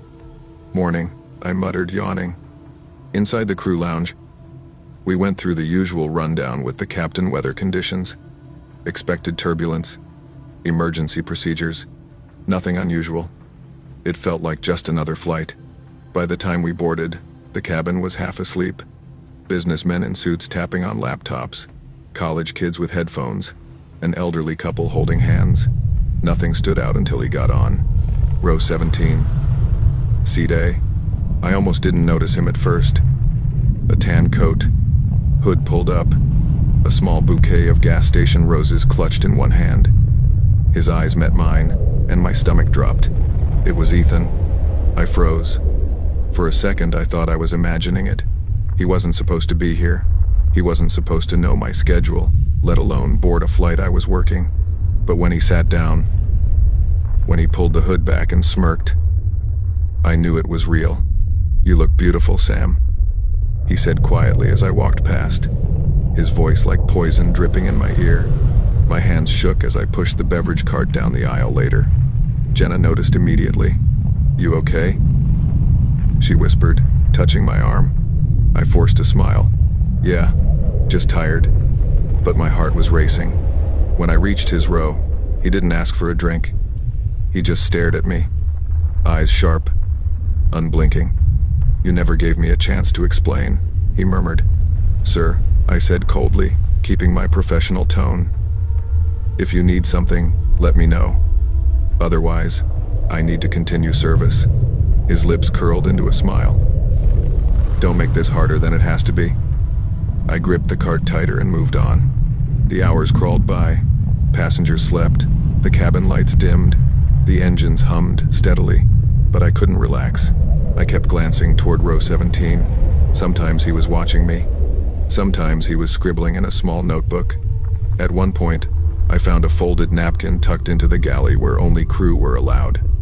My name was written on it in messy ink. Inside it read, "You'll remember me. Always." I nearly dropped it. "Sam?" Jenna's voice startled me. "What's wrong?" I shoved the note into my pocket. Nothing. But inside, panic was eating me alive. Halfway through the flight, I slipped into the small crew restroom to wash my face. The mirror showed a pale, shaky version of me. I splashed water, took deep breaths, then 3 knocks on the door. "Sam," his voice whispered. "It's me." My blood turned to ice. I didn't answer. I stayed silent, praying he would leave. But he didn't. "You can't ignore me forever," he hissed. You know this ends with us talking, with you listening, one way or another. The sound of his hand dragging down the door made me gag. When I finally opened it, he was gone. Only a smear of something red on the handle remained. Lipstick, number blood. I ran to the captain and explained everything. My voice trembled so badly he had to ask me twice to repeat myself. They radioed ahead for security in Boston. But until we landed, I was trapped in a metal tube at 30,000 feet with him. When I went back to the aisle, he was standing, blocking the galley. His bouquet of roses was shredded, petals scattered across the floor. His hand shook, and I realized he was holding something sharp, a box cutter. My heart pounded so loudly I could barely hear his words. "This is your fault, Sam," he whispered. "All of it. Look what you made me do." And right before my eyes, he slashed his forearm open. Blood poured instantly, dripping down his sleeve, onto the petals at his feet. Passengers gasped, some screamed. I froze in horror. Then he lunged, not to hurt me, but to grab my wrist. He smeared his blood across my face, my uniform, his eyes wide and wild. "You'll never forget me," he screamed. "Never." I struggled, kicking, shoving him. Jenna grabbed my arm, pulling me back. Marcus tackled him to the floor as passengers yelled in chaos. The box cutter clattered away, but Ethan just laughed, blood smearing everywhere, his voice breaking into sobs and screams. "She knows now, she knows, she'll never forget me." We landed in Boston with police and paramedics waiting at the gate. They dragged him off, cuffed, bleeding, still grinning at me like a madman. I couldn't even walk straight. My legs shook so badly Jenna had to hold me up. The police asked questions, shoved papers at me. My hands trembled so much an officer had to hold the clipboard steady so I could sign. Hours later, I sat alone in a sterile airport office, still in my blood-stained uniform, scrubbing at my face with napkins that couldn't wash the smell of iron away. The paramedic said he'd live. The police said he'd face charges of assault, stalking, endangerment. But none of that comforted me, because the worst part wasn't the attack. It wasn't the blood or the laughter. It was how he found me. Later, investigators revealed he'd been following my social media travel logs, my friends' posts, even airline scheduling forums. He knew my routes, my layovers, my hotel stays. He'd been tracking me for months, right under my nose. Even with him in jail, I don't feel safe anymore. I can't use the crew restroom without checking every corner. I carry pepper spray in my uniform pocket. I've stopped flying overnight routes altogether. And every time I look into a mirror, I swear I still see faint streaks of his blood across my face, hear his voice, whispering, "You'll never forget me." He was right. I never will.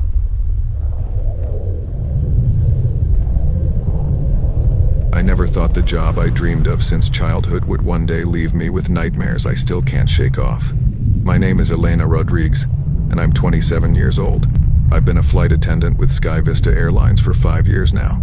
When I first got hired, it felt like my life was finally starting. The glamorous uniform, the free travel, the thought of seeing the world while meeting interesting people. It was everything I wanted. What most people don't realize is that being an air hostess is not all smiles and coffee refills. There's exhaustion from long-haul flights, irregular sleep schedules, and the constant demand to look perfect no matter how drained you feel inside. But still, despite the challenges, I loved it. Until that night. It was last year, just before Easter. I was working an overnight red-eye flight from Lisbon to New York, one of our busiest international routes. Normally, I enjoyed that flight. The cabin would dim, passengers would fall asleep, and for once the work felt a little quieter. I thought it would be a routine trip, just like hundreds of flights before it. But something happened during that shift that I will never forget. Something that changed the way I see my passengers forever. My shift started around 9:30 p.m. Lisbon time. I remember sitting in the crew lounge at the airport, sipping bitter coffee from a paper cup. The other crew members on that flight were chatting, flipping through magazines, or scrolling on their phones. My colleague Mariana, a sweet girl in her mid-22nd with curly brown hair, sat across from me. "You look tired, Lena," she teased, noticing the bags under my eyes. "I am tired," I I admitted. Didn't sleep all day. I'll probably end up crashing in the jump seat if I get a chance. She laughed. As long as you don't crash the plane. I smiled, but I couldn't shake off a weird feeling I had even before we boarded. The airport itself felt off. Lisbon Airport is usually buzzing with tourists, but since it was almost midnight, the terminal was eerily empty. The halls echoed with the sound of rolling suitcases and the occasional announcement. The shops were closed, lights dimmed. I've always found airports unsettling at night. It's like they transform into ghost towns. As we waited for boarding to begin, I noticed a man sitting by himself across the gate. He was in his late 42nd, tall, with a slouched posture. His hair was messy, almost greasy, and his clothes looked like he had worn them for days without changing. What unsettled me most wasn't his appearance, though it was the way he was staring, not at his phone, not at the flight board, but directly at me. When our eyes accidentally met, he didn't look away. Instead, he smiled, a crooked, yellow-toothed smile that sent a chill up my spine. I quickly turned to Mariana. "Do you see that guy over there?" I whispered. She glanced subtly, then shrugged. "Creeps are everywhere. Ignore him." I tried, but that man's eyes never left me, not while passengers lined up, not while we scanned boarding passes, not even when he walked down the jet bridge and onto the plane. And unfortunately, I would soon learn that ignoring him was impossible. Once we were in the cabin, I did my usual checks.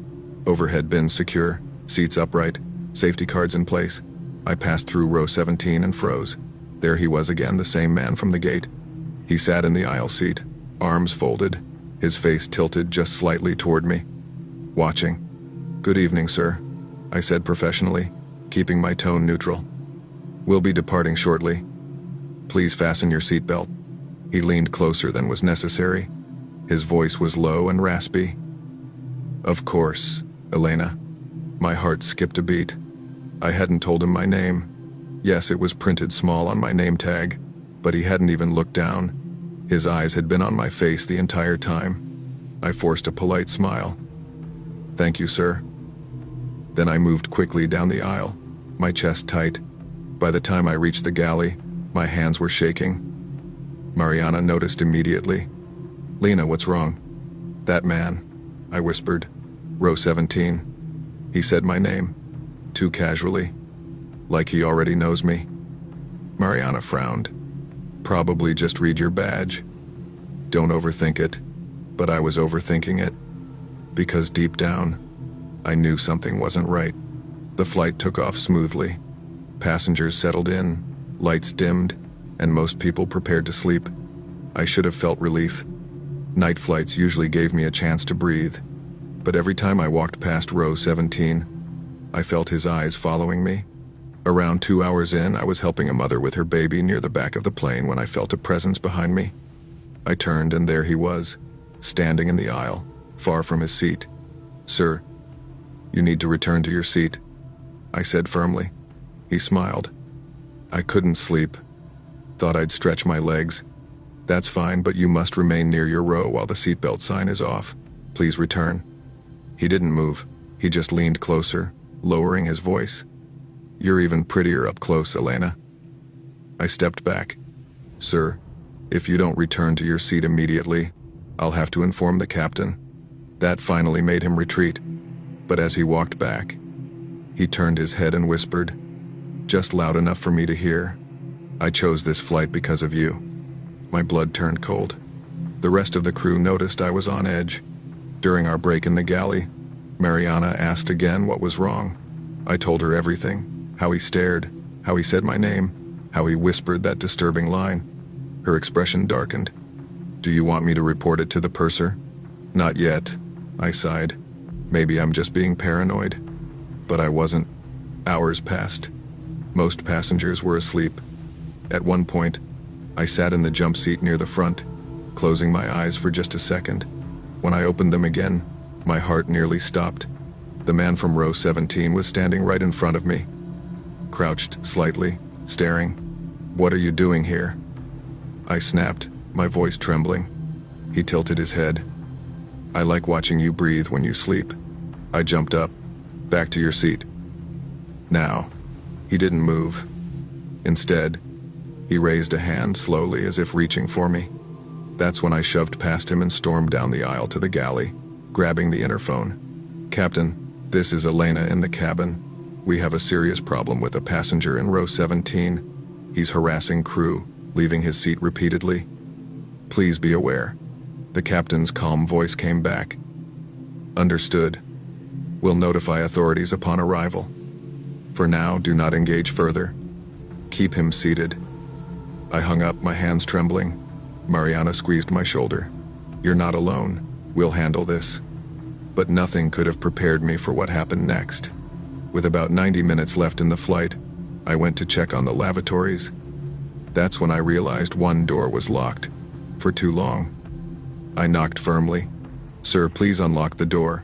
Other passengers are waiting. No response. Then, faintly, I heard whispering. My own name. Elena. Elena. My stomach dropped. I called Mariana over. We used the emergency key to open the lav. What we saw inside made my blood run cold. The man from row 17 was standing there, in the dark, staring into the mirror. His lips moved rapidly, whispering my name over and over. His fingers traced patterns on the glass circles, lines almost like symbols. When the door opened, he didn't even flinch. He just turned his head slowly toward me and smiled. I'm practicing how to say your name forever. We immediately pulled him out. Another crew member, Paulo, restrained him with flex cuffs while we explained he had violated safety rules. He didn't resist, he just kept smiling at me, whispering, Elena, Elena, mine. The rest of the flight felt endless. He sat cuffed in the last row, eyes locked on me. Even when other passengers stirred awake, even when announcements were made, he never blinked, never looked away. When we touched down in New York, I felt like I could finally breathe. But my relief was short-lived. Airport security boarded immediately and escorted him off the plane. I thought it was over, until, as they pulled him down the jet bridge, he turned his head one last time and whispered loud enough for me to hear, I'll find you again. I gave a full statement to authorities. They assured me he'd be banned from flying with Sky Vista and possibly face charges for harassment. But that didn't comfort me, because what terrified me most wasn't just what he did, it was how calm he was. He wasn't drunk. He wasn't out of control. He was deliberate, focused, every move calculated, and I can't forget the way he said my name. Like he'd been saying it for years. Even now, months later, every time I walk through an airport at night, I feel those same eyes on me. Watching, waiting. I still love my job, but I've never felt safe in the sky again.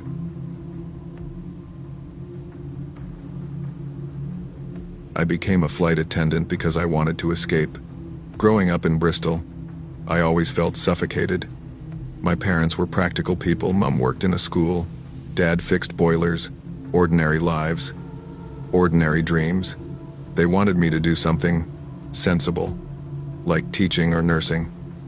But I craved movement, skies, unfamiliar faces. I wanted to see the world, even if just in fragments, through brief stopovers and stolen mornings in strange cities. At 23, I applied to a major British airline. To everyone's surprise, including my own, I got the job. The training was brutal. Safety drills, medical emergencies, learning to smile even when your feet screamed inside tight shoes. But when I put on that uniform for the first time, navy blue with crisp lines, I felt like someone else, someone braver. 3 years later, I'd stopped feeling brave. The job wore me down. Long hauls, jet lag, drunk passengers, constant turbulence in more ways than one. Still, there was something about the night flights I secretly liked. Red eyes were quieter. Most people just wanted to sleep, and I liked the hush of a cabin lit only by reading lamps, the drone of engines like a giant heartbeat. It was on one of those night flights that everything changed. It was November, bitterly cold. We were scheduled on Flight 828 from Heathrow to Boston. I remember glancing at the departure board that night, delays everywhere due to strong Atlantic winds. Ours was one of the few flights still marked on time. Our crew was small.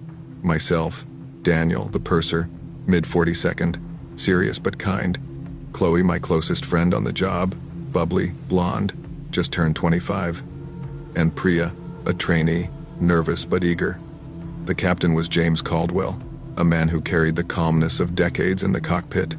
Boarding began just after 11 p.m. Passengers shuffled in, lugging bags, half asleep already. Nothing unusual, families, businessmen, students. But then came him. He was tall, maybe late 32nd, dressed in a black coat despite the warm cabin. He walked slowly, scanning every row as if searching for something. When he reached me at the door, I smiled. "Good evening, sir. Welcome aboard." He didn't reply. His eyes, pale gray, flickered across my face for a second too long. Then he walked down the aisle without a word. His seat was 19-ampere window, mid-cabin. I remember it clearly because he sat down with a strange stiffness, hands flat on his thighs, staring out at the runway lights. He didn't fiddle with his belt, didn't check his phone, didn't move. Just Saturday. Something about him unsettled me. But I brushed it off. You meet all kinds. We took off past midnight. Meal service went smoothly. Most passengers declined food, wanting only blankets and sleep. By 2:30 a.m., the cabin was dim, quiet except for the hum of engines and the occasional cough. I walked down the aisle checking belts and trays. When I passed 19 ampere, I froze. The man wasn't asleep. He was moving, not shifting or stretching. His head was tilted back against the seat, and his body swayed slowly, left to right, like he was listening to unheard music. His hands, still on his thighs, twitched in strange, rhythmic patterns. "Sir," I whispered. No response. His eyes were half-lidded, but they seemed focused on something far beyond the cabin ceiling. I glanced around. Everyone else was asleep. "Sir, are you all right?" This time he turned his head, very slowly.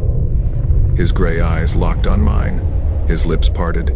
"You've got beautiful eyes." The words were flat, emotionless, like an observation. I felt a prickle at the back of my neck.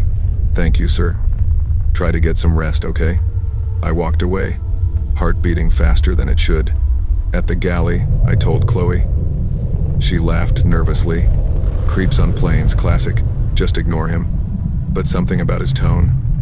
It wasn't flirtation. It was colder, emptier. Around 4 a.m., turbulence hit. Seatbelt signs blinked on. Passengers stirred. I hurried down the aisle, making sure everyone was buckled. When I reached row 19, I stopped dead. The seat was empty. 19 ampere empty. No blanket, no sign of anyone sitting there. I blinked hard, my stomach dropping. Daniel came up behind me. "Problem?" "There was someone here," I whispered. Tall man, black coat, seat 19 ampere. Daniel frowned. Checked his manifest. 19 ampere isn't booked. It's one of the few empty seats tonight. My mouth went dry. No, he was here. I spoke to him. Daniel gave me a long look, then lowered his voice. "You're overtired. Grab a coffee, Alicia." But I knew what I'd seen. Half an hour later, I walked past row 19 again.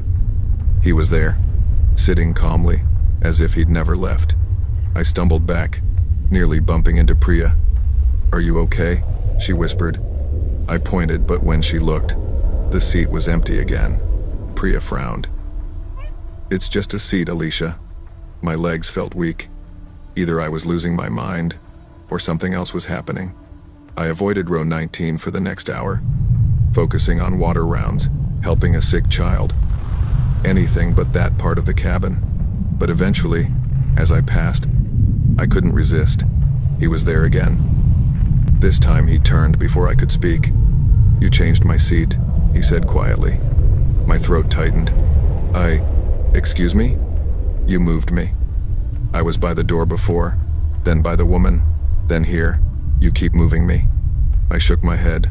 "Sir, I think you're mistaken. Please, keep your belt fastened." He leaned closer, voice dropping to a whisper that chilled me. "You'll make a beautiful corpse." I stumbled back, heart hammering. When I blinked, the seat was empty. By the time we began our descent into Boston, I was shaking. My colleagues noticed. Chloe tried to joke it off. Priya looked worried. Daniel just told me sternly to pull it together. As we prepared for landing, I did one final walkthrough. Passengers were groggy, adjusting seats, gathering bags, normal, until I reached the back. There he was, standing in the aisle, coat hanging loose, arms swaying as if to some silent rhythm. His head rolled side to side, and his gray eyes fixed on me. I froze. No one else reacted. It was as if they couldn't see him. He stepped closer, whispered in my ear, "Ambassador of Death." And then he was gone. We landed safely. Passengers disembarked. Sunlight spilled into the cabin, golden and reassuring. But row 19 was empty. Seatbelt untouched, cushion perfectly neat. Daniel put a hand on my shoulder. "Get some rest, Alicia. Long week." But I knew he had been there. Even now, months later, I still see gray eyes and reflections, still hear the words, still feel like somewhere, somehow, I was marked that night. I don't fly anymore. People ask why I quit. I just tell them I wanted a normal life. But the truth is simpler. I'm afraid.